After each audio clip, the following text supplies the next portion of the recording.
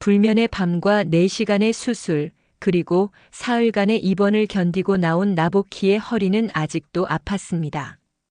65살의 나이에 감당하기 어려운 일이었지만 오늘만큼은 모든 고통이 가벼웠습니다. 아들 최강호가 직접 차를 몰고 와서 자신을 병원에서 집으로 데려가겠다고 했기 때문입니다. 어머니, 이제 우리 집에서 지내셔야 해요. 혼자 계시면 허리 더 나빠지시잖아요. 그 말을 듣는 순간 나보키의 얼굴에 안도의 미소가 번졌습니다. 30년 동안 분식집을 꾸려오며 아들 하나 키우기 위해 고생한 세월이 주마등처럼 스쳐 지나갔죠. 이제는 그 아들이 자신을 돌봐주겠다는 말에 가슴이 뭉클해졌습니다. 괜찮아. 내가 알아서 할 수 있어. 나보키는 겸연쩍은 듯 손사래를 쳤지만 속으로는 기뻤습니다. 강호 부부가 사는 아파트는 한강이 내려다 보이는 아파트였습니다. 불과 한 달 전만 해도 명절에나 가볼 수 있었던 곳이었지요. 차에 오르자 며느리 윤소진이 반갑게 인사했습니다. 어머니, 정말 오래 기다렸어요. 강호 오빠랑 제가 방도 예쁘게 꾸며놨거든요. 나보키는 소진의 목소리에서 진심을 느꼈습니다.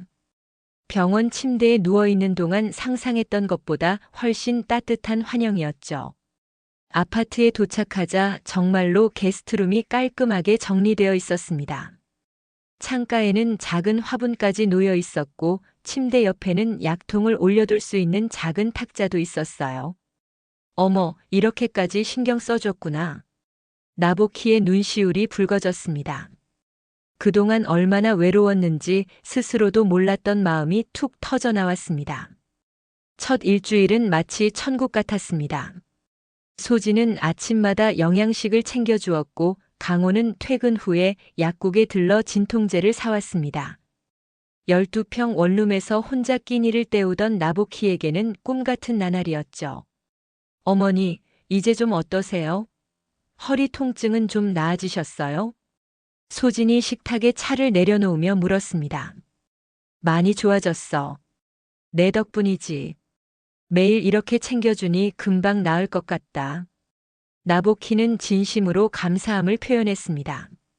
그러나 그 순간 소진의 표정이 미묘하게 변하는 것을 놓치지 않았습니다. 미소는 그대로였지만 눈빛이 달라졌거든요. 나보키는 자신이 괜한 생각을 한다고 스스로를 달랬습니다. 아이고, 내가 늙어서 이상한 생각만 하나 봐. 하지만 그날 이후로 미묘한 변화가 시작되었습니다. 소진이 차려주는 아침상이 조금씩 간소해졌습니다.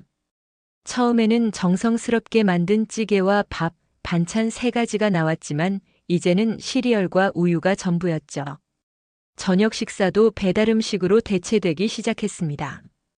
나보키는 그저 젊은 부부가 바쁘기 때문이라고 생각했습니다. 불평 한마디 없이 주어진 상황을 받아들였죠.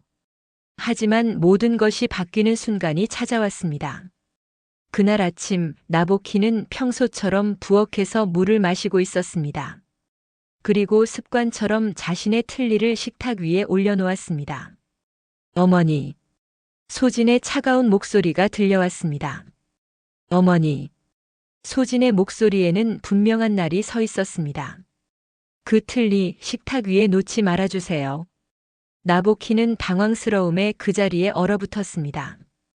평소와 다른 며느리의 날카로운 어조에 가슴이 철렁 내려앉았죠. 더욱 충격적인 것은 소진의 표정이었습니다. 더 이상 친절한 웃음기는 찾아볼 수 없었고 대신 뭔가 참아왔던 짜증이 역력했습니다. 아, 미안하구나. 그냥 습관이. 내가 잘못했어. 나보키는 얼른 틀니를 집어들며 사과했습니다. 몸은 기계적으로 움직였지만 마음속에서는 무언가가 무너져 내렸습니다. 소진의 말투에서 눈빛에서 명백하게 느껴지는 것이 있었어요. 그것은 바로 당신은 손님이 아니라 부담스러운 존재라는 메시지였습니다. 방으로 돌아온 나보키는 문을 닫자마자 참았던 눈물을 쏟아냈습니다. 그 눈물은 단순한 서러움이 아니었습니다. 30년 동안 분식집을 운영하며 아들 하나 키우기 위해 모진 고생을 했던 세월, 그 모든 희생의 무게가 담긴 것이었죠. 내가 뭘 그렇게 잘못했다고. 나보키는 손등으로 눈물을 훔치며 중얼거렸습니다. 그동안 만들었던 환상이 한순간에 깨져버린 느낌이었습니다. 가족의 품에서 따뜻하게 여생을 보낼 수 있으리라는 기대가 모래성처럼 무너져 내렸죠. 다음 날부터 나보키는 소진과의 마주침을 최대한 피했습니다. 아침에는 가능한 한 늦게 일어났고, 낮에는 주로 방에서 텔레비전을 보거나 창밖을 바라보며 시간을 보냈습니다. 가끔 부엌에 나가더라도 소진이 없는 시간을 골라 물을 마시거나 간단한 음식을 먹었습니다. 그러던 어느 날 나보키는 자신의 틀니가 보이지 않는다는 것을 깨달았습니다. 분명 전날 저녁에 물을 마시고 싱크대 옆에 두었던 기억이 났습니다. 하지만 아무리 찾아도 보이지 않았죠. 소진아, 혹시 내 틀니 못 봤니? 조심스럽게 소진에게 물었습니다. 소진은 싱크대에서 설거지를 하다 말고 피식 웃었습니다. 어머니, 그런 건 자꾸 잊어버리시네요. 어제 어머니가 치우셨잖아요. 나보키는 혼란스러웠습니다. 분명 자신은 그런 적이 없었거든요. 아닌데. 내가 분명히 여기 뒀는데. 어머니, 요즘 기억력이 많이 떨어지신 거 아니에요? 강호 오빠한테 말해서 병원에 한번 가보시는 게 어떨까요? 소진의 말에는 겉으로는 걱정이 묻어 있었지만 그 안에 숨은 의도가 나보키의 가슴을 찔렀습니다. 내가 정신이 나간 사람으로 보이나? 하는 모욕감이 밀려왔습니다. 그날 오후 나보키는 몰래 부엌 쓰레기통을 뒤졌습니다. 그리고 그곳에서 깨끗하게 씻긴 채 버려진 자신의 틀니를 발견했을 때 온몸이 부들부들 떨렸습니다. 이것은 단순한 실수가 아니었습니다. 의도적인 행동이었죠. 이건 우연이 아니야. 나보키의 마음속에 분노가 차올랐습니다. 수십 년간 참아왔던, 억눌러왔던 감정들이 용암처럼 끓어올랐어요. 그리고 그 순간 무언가 결심이 섰습니다. 이제는 내 방식대로 살아야겠구나. 다음 날 나보키는 오랜 친구 윤정자에게 전화를 걸었습니다. 정자는 나보키와 고향이 같은 오랜 친구로 지금은 시골에서 살고 있었어요. 정자야, 나 좀 도와줘. 변호사 아는 사람 있니? 정자는 잠시 침묵했다가 대답했습니다.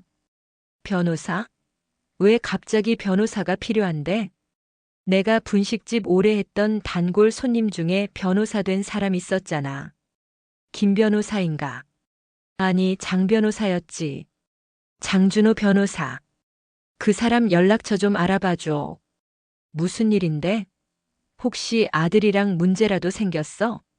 나보키는 잠시 망설이다가 모든 이야기를 털어놓았습니다. 틀니 사건부터 시작해 소진의 태도 변화, 그리고 자신이 느끼는 소외감까지. 아이고, 그렇게 푸대접을 받으면 어떡해. 너 당장 그 집 나와야겠다. 정자의 목소리에는 분노와 걱정이 섞여 있었습니다. 아니야, 정자야. 난 그냥 나오지 않을 거야. 나보키의 목소리에는 이전에 없던 결연함이 묻어났습니다. 내가 지금 당장 필요한 건 변호사야. 내 재산이 어떻게 되어 있는지 확인해야겠어. 다음 날 나보키는 장준호 변호사와 만남을 가졌습니다. 한때 분식집 단골이었던 장준호는 이제 중견 변호사가 되어 있었습니다.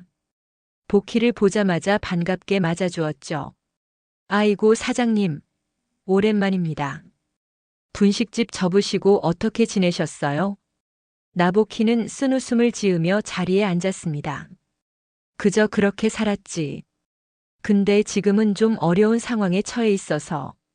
장준호는 진지한 표정으로 나보키의 이야기를 경청했습니다. 틀니 사건부터 시작된 일련의 사태, 소진의 미묘한 태도, 변화, 그리고 모욕감에 대해 하나하나 설명했습니다.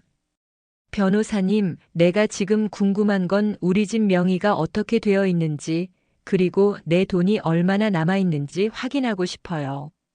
장준호는 고개를 끄덕였습니다. 그럼 우선 등기부등본부터 확인해 볼까요? 컴퓨터로 몇 가지를 검색한 후 장준호의 눈이 커졌습니다. 사장님, 아파트는 아직도 사장님 명의네요. 이전하신 적이 없으시죠? 나보키는 놀라움을 감추지 못했습니다. 몇 년 전 강호가 서류에 사인을 부탁했을 때 자신이 집 명의를 아들에게 넘긴 줄 알았거든요. 하지만 알고 보니 그 서류는 다른 것이었습니다. 그리고 은행 계좌 상황도 확인해 보시죠. 장준호의 도움으로 나보키는 자신의 모든 금융 자산을 확인했습니다. 분식집을 팔고 받은 돈, 그동안의 저축, 그리고 이자까지 합치면 3억 5천만 원이 넘는 금액이 그대로 남아 있었습니다. 나보키는 입을 다물지 못했습니다. 이렇게 많이 남아 있었구나.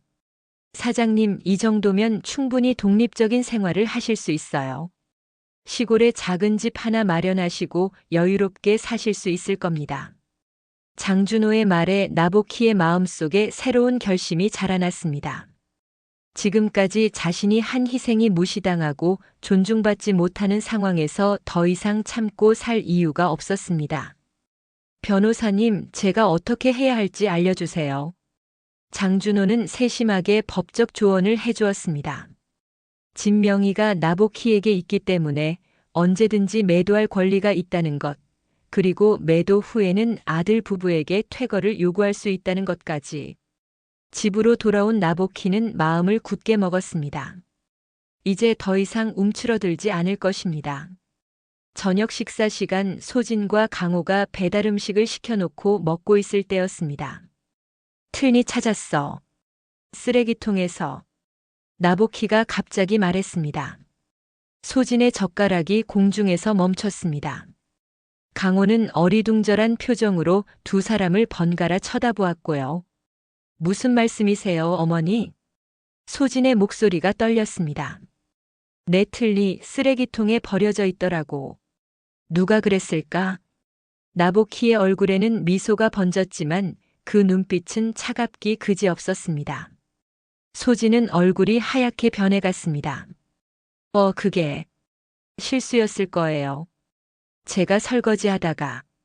나보키는 고개를 끄덕였습니다. 그래, 실수였겠지. 다음부턴 좀 더 조심해줘. 그 말을 끝으로 나보키는 조용히 식사를 마쳤습니다. 하지만 마음속으로는 치밀한 계획을 세우고 있었죠. 다음 날부터 나보키는 달라진 모습을 보였습니다. 더 이상 소극적이지 않았고 소진의 눈치를 보지도 않았습니다. 스스로 아침을 챙겨 먹기 시작했고 때로는 동네를 산책하며 시간을 보냈습니다. 일주일 후 소진은 조심스럽게 제안했습니다. 어머니, 사실 제가 알아본 곳이 있는데요. 요양병원인데 환경도 정말 좋고 의료진도 친절하다고 하더라고요. 어머니 같은 분들이 생활하시기에 딱 좋을 것 같아요. 나보키는 잠시 소진을 쳐다보았습니다. 그리고 놀랍게도 미소를 지으며 대답했습니다. 그래. 그럼 한번 생각해 볼게. 소진은 예상치 못한 반응에 어리둥절했지만 안도의 한숨을 내쉬었습니다.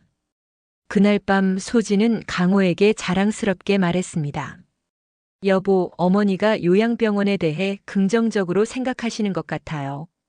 곧 우리 둘만의 시간이 다시 생길 것 같아요. 하지만 그들은 나보키가 무슨 계획을 세우고 있는지 전혀 알지 못했습니다. 이미 나보키는 부동산에 연락해 아파트 매도 준비를 시작했고 시골에 있는 작은 전원주택을 알아보고 있었거든요. 다음 주 토요일 나보키는 강호와 소진에게 함께 이야기하자고 했습니다. 아침 식사를 마친 후 세 사람이 거실에 모였죠. 강호는 어머니의 진지한 표정에 긴장한 듯 보였지만 소진은 요양병원 이야기에 긍정적인 반응을 보였던 시어머니에게 별다른 의심을 품지 않는 모습이었습니다. 무슨 말씀 하실 거예요, 어머니? 강호가 조심스럽게 물었습니다. 나보키는 한참 동안 두 사람의 얼굴을 번갈아 바라보았습니다. 그녀의 눈에는 30년 세월이 담겨 있었습니다. 비가 오나 눈이 오나 분식집 문을 열었던 날들, 아들 학비를 벌기 위해 새벽부터 밤늦게까지 일했던 시간들, 그 모든 희생의 무게가 서려 있었죠. 강호야, 소진아. 나보키는 천천히 가방에서 서류 봉투를 꺼냈습니다. 그리고 안에서 등기부등본을 꺼내 테이블 위에 올려놓았죠. 이거 볼래? 강호가 의아한 표정으로 서류를 집어들었습니다. 그의 눈이 점점 커지는 것이 보였습니다. 이게 무슨? 이 집 명의가 누구 앞으로 되어 있지? 나보키의 목소리는 차분했지만 그 안에는 단단한 결의가 담겨 있었습니다. 어머니 이름으로요. 하지만 강호의 말을 자르며 나보키가 이어 말했습니다. 그래, 내 이름이야. 내가 몇 년 전에 명예 이전한다고 했던 서류는 다른 거였더라. 소진의 얼굴이 창백하게 변했습니다. 그녀는 남편과 시어머니를 번갈아 쳐다보며 상황을 파악하려 했죠. 그래서 말인데 내가 이 집을 팔기로 했어. 한 달 안에 비워주길 바라. 순간 거실에 침묵이 내려앉았습니다. 마치 시간이 멈춘 것 같았죠. 강호는 충격의 말을 잇지 못했고 소진은 자리에서 벌떡 일어났습니다. 어머니, 무슨 말씀을 하시는 거예요? 농담이시죠? 나보키는 흔들림 없이 대답했습니다. 농담 아니야. 내 집이니까 팔 권리가 있지. 하지만 어머니, 우리는 가족이잖아요. 어떻게 이럴 수 있으세요? 소진의 목소리가 높아졌습니다. 강호는 여전히 등기부등본을 쥔 채 얼어붙은 상태였어요. 가족? 나보키의 입가에 쓴웃음이 번졌습니다. 가족이라면 내 틀니를 쓰레기통에 버리진 않았겠지. 그 말에 소진이 움찔했습니다. 강호가 뭔가를 말하려 했지만 나보키가 손을 들어 제지했습니다. 내가 30년 분식집 하면서 너 키우느라 얼마나 고생했는지 알아? 그 돈으로 내 대학도 보내고 내 취직 준비도 도와주고 결혼할 때 이 집 살 돈도 보태줬어. 그런데 내가 아프다고 몇 달 신세 진다는 이유로 나를 이렇게 대해도 되는 거야? 나보키의 목소리는 흔들림이 없었지만 그 안에는 깊은 상처가 담겨 있었습니다. 강호가 마침내 입을 열었습니다. 어머니, 저희가 잘못했습니다. 용서해 주세요. 다시는 이런 일 없을 거예요. 소진도 눈물을 글썽이며 고개를 숙였습니다. 정말 죄송해요, 어머니. 제가 잘못 생각했어요. 이제부터 정성껏 모실게요. 하지만 나보키의 마음은 이미 단단히 굳어 있었습니다. 틀니 하나로 시작된 이 일은 단순한 물건의 문제가 아니었습니다. 자신의 존재 가치와 존엄성에 관한 문제였죠. 미안하지만 내 결정은 바뀌지 않을 거야. 한 달 안에 이사 준비하는 게 좋을 거야. 어머니. 강호가 절망적인 목소리로 외쳤습니다. 제발 한 번만 더 기회를 주세요. 소진은 이제 흐느끼고 있었습니다. 어머니, 제가 정말 잘못했어요. 틀니 사건은 정말 제가 잘못한 거예요. 제가 스트레스 받아서 그랬어요. 나보키는 그들의 애원에도 흔들리지 않았습니다. 그녀는 고개를 저으며 천천히 자리에서 일어났습니다. 내 마음은 정했어. 내가 앞으로 사흘 뒤에 이사 나갈 거니까 너희도 준비해. 어디로 가실 건데요? 강호가 믿을 수 없다는 듯 물었습니다. 그건 너희가 알 필요 없어. 나보키는 덤덤하게 대답했습니다. 앞으로는 나 좀 편하게 살고 싶구나. 방으로 돌아온 나보키는 깊은 한숨을 내쉬었습니다. 가슴이 아팠지만 동시에 묘한 해방감도 느껴졌습니다. 이제 자신의 삶은 온전히 자신의 것이 될 것입니다. 더 이상 누구의 눈치도 보지 않고 누구의 허락도 구하지 않을 수 있겠죠. 나보키가 떠난 지 일주일이 지났습니다. 그녀는 친구 윤정자가 살고 있는 시골 마을로 향했습니다. 수십 년 만에 처음으로 자신만을 위한 결정을 내렸고 그 무게감이 새롭게 느껴졌죠. 도시를 벗어나 푸른 들판이 펼쳐진 시골길을 달리는 동안 나보키의 마음은 복잡했습니다. 내가 너무 심했나? 택시 뒷좌석에서 창밖을 바라보며 나보키는 중얼거렸습니다. 아들과 며느리의 슬픔에 찬 얼굴이 자꾸 떠올랐어요. 하지만 동시에 자신이 느꼈던 깊은 모욕감과 소외감도 생생하게 기억났습니다. 틀니 하나에 담긴 의미는 단순한 물건의 가치를 넘어서는 것이었습니다. 아니야, 이건 내 인생을 위한 결정이야. 윤정자의 집은 작은 마을 끝자락에 자리 잡고 있었습니다. 사과나무 몇 그루와 작은 텃밭이 있는 소박한 집이었죠. 택시에서 내린 나보키를 보자 윤정자가 반갑게 달려나왔습니다. 나보키야, 드디어 왔구나. 두 사람은 오랜 친구처럼 꼭 끌어안았습니다. 윤정자의 따뜻한 포옹에 나보키의 눈시울이 붉어졌습니다. 고마워, 정자야. 이렇게 받아줘서. 무슨 소리야? 우린 60년지기 아니냐. 게다가 내가 얼마나 고생했는데. 윤정자는 나보키의 짐을 들고 집 안으로 안내했습니다. 2층 건물의 위층 전체를 나보키를 위해 비워두었다고 했습니다. 창문 너머로는 멀리 산과 들판이 보였고 맑은 공기가 방 안을 가득 채웠습니다. 여기서 지내렴. 아래층은 내가 쓰고 2층은 내가 써. 각자 생활하면서 서로 의지하며 살자. 나보키는 감사의 마음을 담아 고개를 끄덕였습니다. 그리고 가방에서 봉투를 꺼내 윤정자에게 건넸습니다. 이건 뭐야? 윤정자가 물었습니다. 집세야. 그냥 받아. 윤정자는 한사코 거절했지만 나보키의 단호한 태도에 결국 받아들였습니다. 두 사람은 그날 저녁 오랜만에 소주 한 잔을 기울이며 지난 세월을 회상했습니다. 내가 정말 대단하다, 보키야. 나였으면 그런 결정 못했을 거야. 아니야. 그냥 살다 보니 때가 된 것 같아. 나보키의 목소리에는 담담함이 묻어났습니다. 맞습니다. 이제는 때가 된 것이었습니다. 자신을 위해 살 시간이 온 것이죠. 다음 날부터 나보키는 새로운 생활에 적응하기 시작했습니다. 아침에는 윤정자와 함께 마을을 산책했고 낮에는 텃밭 가꾸는 일을 도왔습니다. 처음에는 허리가 아파 오래 일하지 못했지만 점차 몸이 적응되어 갔습니다. 한 달이 지나자 나보키는 마을 주민들과도 친해졌습니다.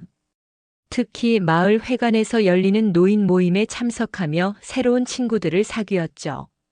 분식집을 했던 경험을 살려 가끔 마을 행사 때 음식을 준비하기도 했습니다. 보키 씨 김밥은 정말 맛있어요. 어떻게 이렇게 맛있게 만드세요? 마을 할머니들의 칭찬에 나보키는 수줍게 웃었습니다. 오랜만에 느껴보는 인정과 존중의 감각이었죠. 3개월이 지났을 때 나보키는 자신의 돈으로 마을 근처에 작은 전원주택을 구입했습니다. 푸른 산이 보이는 남양집이었습니다. 온전히 자신의 것이라는 사실이 기뻤습니다. 정자야, 나 드디어 내 집 생겼어.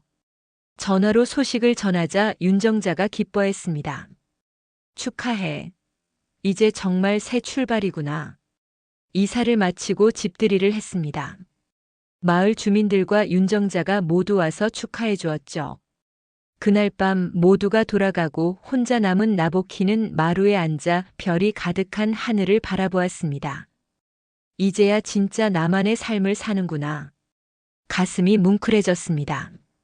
60 중반이 다 되어가는 나이에 처음으로 느껴보는 온전한 자유였습니다. 더 이상 누구에게 매여 있지 않고 누구의 눈치도 보지 않는 살. 차가운 밤바람이 얼굴을 스쳤지만 나보키의 마음은 따뜻했습니다. 그녀의 휴대폰이 울렸습니다. 화면을 보니 강호였습니다. 아들이 전화를 걸어온 것은 처음이었습니다. 나보키는 잠시 망설이다가 전화를 받았습니다. 어머니, 잘 지내고 계세요? 강호의 목소리는 조심스러웠습니다. 나보키는 침착하게 대답했습니다. 응, 잘 지내. 너희는? 저희도. 그냥 그렇게 지내요. 소진이 많이 반성하고 있어요. 어머니가 계시던 방을 그대로 두고 있어요. 나보키는 가볍게 웃었습니다. 그럴 필요 없어. 이제 난 내 집이 생겼으니까. 어머니 혹시 저희가 찾아뵈어도 될까요? 강호의 목소리에는 애원이 담겨 있었습니다. 나보키는 잠시 침묵했습니다. 마음속에서는 복잡한 감정들이 일렁였습니다. 그리움, 분노, 상처, 그리고 새로운 시작에 대한 기대감이 뒤섞였죠. 지금은 때가 아닌 것 같구나. 단호하지만 부드러운 어조로 나보키가 대답했습니다. 더 이상의 설명은 덧붙이지 않았습니다. 강호는 한동안 말이 없었고 전화선 너머로 그의 깊은 한숨 소리가 들려왔습니다. 알겠습니다, 어머니. 하지만 언젠가는 만나뵐 수 있겠죠? 그때가 오면 보자. 통화를 마친 후 나보키는 마당으로 나가 밤하늘을 바라보았습니다. 별들이 유난히 밝게 빛나는 날이었습니다. 그 아래에서 나보키는 자신의 새로운 삶을 계획했습니다. 봄이 왔을 때 나보키는 마당에 작은 텃밭을 가꾸기 시작했습니다. 상추, 고추, 토마토 모종을 심었습니다. 허리가 아팠지만 흙을 만지는 기쁨은 그 통증을 잊게 했죠. 이웃들이 종종 찾아와 농사 팁을 알려주었고 나보키는 그들에게 맛있는 분식을 대접했습니다. 여름이 되자 텃밭은 푸른 생명력으로 가득 찼습니다. 나보키는 매일 아침 직접 기른 채소로 샐러드를 만들어 먹었습니다. 더운 날에는 마을 냇가에서 발을 담그며 이웃 할머니들과 수다를 떨었습니다.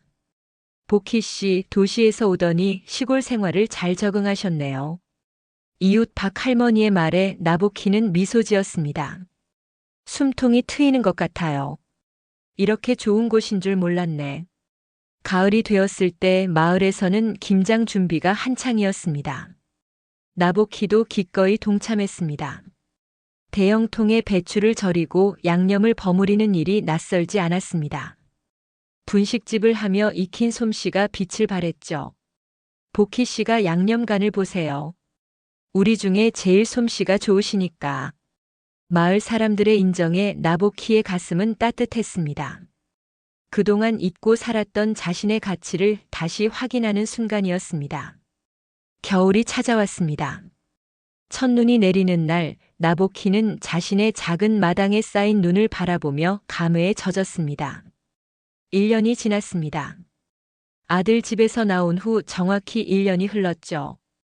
시간이 정말 빠르구나. 나보키는 따뜻한 차를 마시며 창밖을 바라보았습니다. 그때 초인종이 울렸습니다. 문을 열자 윤정자가 서 있었습니다. 보키야, 마을 회관에서 노래 자랑한대. 우리도 한번 나가볼까? 나보키는 웃으며 고개를 끄덕였습니다. 그래, 가자. 마을 회관에는 주민 30여 명이 모여 있었습니다. 노래 자랑이 시작되고 한 명씩 무대에 올라 노래를 불렀습니다. 나보키의 차례가 왔을 때 그녀는 조금 떨리는 마음으로 마이크를 잡았습니다. 저는 김세환의 나 그대에게 모두 드리리를 부르겠습니다. 음악이 흐르고 나보키는 눈을 감았습니다. 그리고 천천히 노래를 시작했습니다. 처음에는 목소리가 떨렸지만 점차 안정되었죠. 그녀의 목소리에는 삶의 깊이가 담겨 있었습니다. 그대 떠나가도 나는 괜찮아요. 노래가 끝나자 회관의 박수 소리가 울려 퍼졌습니다. 나보키는 쑥스러운 듯 무대에서 내려왔고 윤정자가 그녀를 꼭 껴안았습니다. 보키야, 내 노래 정말 좋았어. 집으로 돌아오는 길 눈이 더 많이 내리기 시작했습니다. 나보키와 윤정자는 천천히 걸으며 이야기를 나눴습니다. 요즘 어때? 행복해? 윤정자의 질문에 나보키는 잠시 생각에 잠겼습니다. 행복이라. 그동안 한 번도 진지하게 생각해보지 않은 단어였습니다. 글쎄, 후회는 없어. 이제는 내 삶을 내가 결정할 수 있으니까. 그게 행복이라면 행복한 거겠지. 윤정자는 고개를 끄덕였습니다. 그래, 내가 웃는 모습을 보니 나도 기분이 좋아. 집 앞에 도착했을 때 나보키는 깜짝 놀랐습니다. 현관 앞에 누군가가 서 있었거든요. 가까이 다가가 보니 강호와 소진이었습니다. 소진은 휠체어에 앉아 있었고 강호는 지팡이에 의지한 채 서 있었습니다. 어머니. 강호의 목소리가 떨렸습니다. 나보키는 그 자리에 얼어붙었습니다. 소진의 휠체어와 강호의 지팡이가 눈에 들어왔지만 그녀의 표정은 변하지 않았습니다. 어머니, 저희가 찾아뵀어요. 많이 아프셨다고 들었습니다. 소진이 조심스럽게 말을 건넸습니다. 나보키는 그들을 바라보았습니다. 그리고 천천히 입을 열었습니다. 누구세요? 나보키의 목소리는 차갑게 울렸습니다. 그 두 마디에 강호와 소진의 얼굴이 창백하게 변했습니다. 윤정자는 당황한 듯 나보키를 쳐다보았죠. 어머니, 저희예요. 강호와 소진이에요. 강호의 목소리가 떨렸습니다. 소진은 휠체어에서 일어나려 했지만 다리에 힘이 없는 듯 했습니다. 나보키는 그들을 무표정하게 바라보았습니다. 한때 자신의 전부였던 아들과 며느리가 이렇게 변해 있었습니다. 강호는 훨씬 수척해져 있었고 소진은 휠체어에 의지해야 했죠. 하지만 나보키의 마음은 얼음처럼 차가웠습니다. 저는 모르는 분들인데요. 여기서 뭘 하시는 건가요? 나보키는 계속해서 그들을 모르는 척했습니다. 윤정자가 상황을 파악하고 나보키의 팔을 살짝 잡았습니다. 나보키야. 하지만 나보키는 단호했습니다. 그녀는 윤정자의 손을 뿌리치고 집 열쇠를 꺼냈습니다. 죄송합니다만 저는 이제 들어가 봐야 할 것 같네요. 날이 추우니 어서 돌아가세요. 문을 열고 들어가려는 순간 소진이 울음을 터뜨렸습니다. 어머니, 제발요. 저희가 잘못했어요. 정말 죄송합니다. 그 틀니 사건 이후로 저희에게 너무 많은 일이 있었어요. 나보키는 잠시 멈춰 섰습니다. 틀니. 그 단어가 가슴을 찌르는 듯 했습니다. 그 순간 모든 기억이 물밀듯이 밀려왔습니다. 쓰레기통에서 발견한 자신의 틀니, 소진의 차가운 눈빛, 그리고 존재 자체를 부정당했던 깊은 상처까지. 틀니라고요? 제가 무슨 틀니인지 모르겠네요. 나보키는 고개를 돌려 그들을 바라보았습니다. 그녀의 눈에는 이제 분노보다는 담담함이 깃들어 있었습니다. 강호가 한 발짝 다가왔습니다. 어머니, 저희가 얼마나 후회하고 있는지 모르실 거예요. 소진이 갑자기 다리를 다쳐서 수술을 받았고 저도 허리 디스크가 심해져서 이제야 어머니의 고통을 조금이나마 이해하게 됐습니다. 나보키는 잠시 그들의 모습을 관찰했습니다. 전에는 보지 못했던 진심이 느껴졌지만 이미 그녀의 마음속에서 그들은 더 이상 존재하지 않았습니다. 그저 과거의 한 조각일 뿐이었죠. 저는 정말 모르겠네요. 아마 다른 사람을 찾으시는 것 같아요. 이제 들어가 볼게요. 그렇게 말하고 나보키는 집 안으로 들어갔습니다. 문을 닫는 순간 이제 더 이상 과거에 묶여 있지 않다는 것을 깨달았습니다. 이것은 복수가 아니라 해방이었습니다. 자신의 삶을 되찾는 과정이었죠. 창문을 통해 그녀는 강호와 소진이 천천히 돌아서는 모습을 지켜보았습니다. 소진은 계속해서 흐느끼고 있었고 강호는 그녀의 휠체어를 밀며 무거운 발걸음을 옮기고 있었습니다. 순간 마음 한구석이 아려왔지만 나보키는 고개를 저었습니다. 이제 그만. 그날 밤 나보키는 오랜만에 일기를 썼습니다. 오늘 강호와 소진이 찾아왔다. 하지만 난 모른 척했다. 잔인할지도 모르겠지만 이제 내 삶에는 그들을 위한 자리가 없다. 틀니 하나로 시작된 일이지만 사실은 그동안 쌓인 모든 것들의 결과였다. 내가 나를 위해 선택한 삶, 이제는 뒤돌아보지 않을 것이다. 다음 날 아침 나보키는 평소보다 일찍 일어났습니다. 창밖으로 눈이 소복하게 쌓인 마당이 보였습니다. 그녀는 따뜻한 물을 마시며 새로운 하루를 계획했습니다. 오전에는 마을 도서관에서 봉사활동을 하기로 했습니다. 어린이들에게 책을 읽어주는 자원봉사였죠.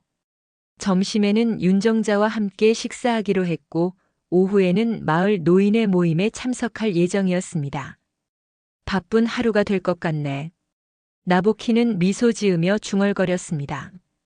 누구를 위한 것도 아닌 오직 자신만을 위한 하루였습니다. 그 느낌이 새롭고 또 자유로웠습니다.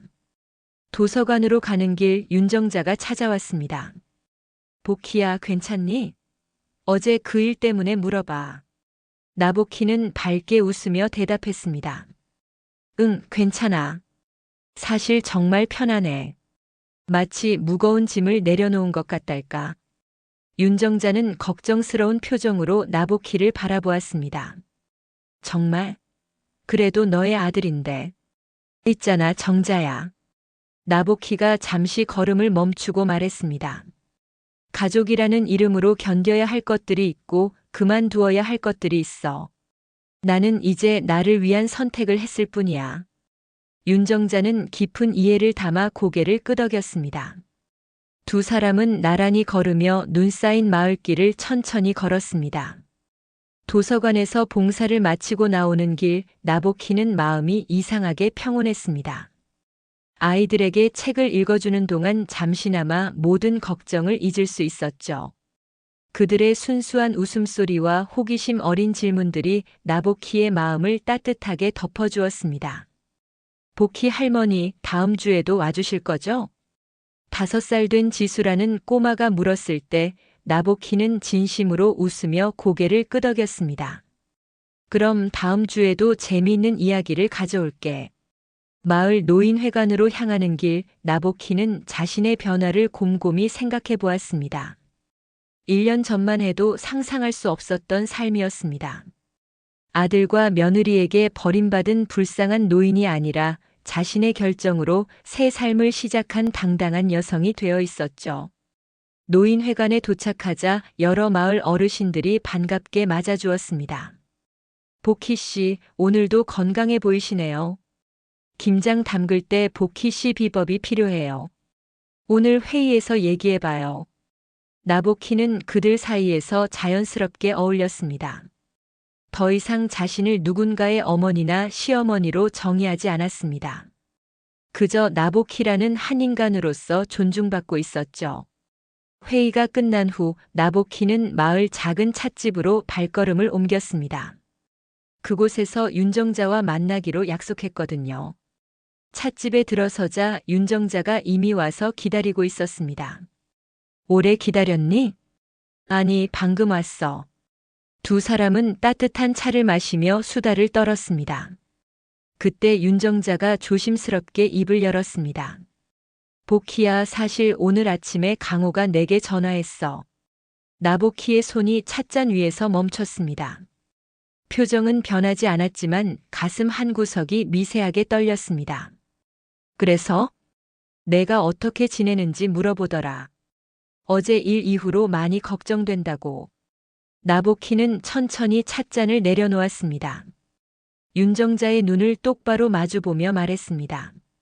정자야, 나 정말 괜찮아. 어제 그들을 본 건 슬픈 일이 아니었어. 오히려 내가 얼마나 성장했는지 깨닫는 순간이었지. 윤정자는 의아한 표정으로 물었습니다. 성장이라니? 그래, 성장. 나보키는 고개를 끄덕였습니다.